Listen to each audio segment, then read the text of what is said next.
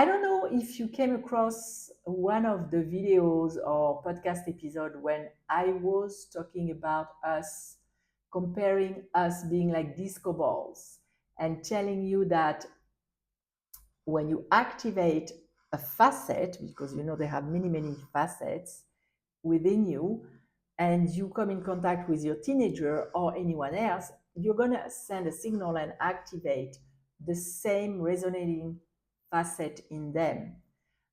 In music, it's called the law of sympathetic resonance, which is when you make a chord, piano chord, vibrate in the room, and there is another piano in the room, the same chord is going to start vibrating.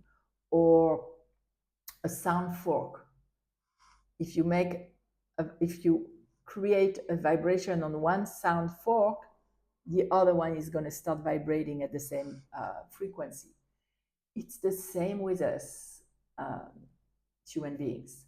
So knowing that, before we encounter any person or we go about having an interaction and talking to someone, it's useful to know where you're coming from and activate that facet in us. And one thing that is, and I'm going to say it over and over and over, and I've heard so many teachers talking about that. One powerful facet to activate is gratitude. Think about that person and find at least 3 or 4 things. Sorry, I did Franglish. It's much easier for us to say things than thing, because that sound doesn't exist in French. So it's way easier. I lost my track of thought. So 2 or 3 things that you love about them, and really focus on them and say thank you for those aspects. Say thank you, send thanks to the person from your heart to their heart. They don't have to be present. They can be in the other room, they can be driving to you, no matter. Send thanks to them for being in your life. Send thanks to the universe, to God, for having them in your life.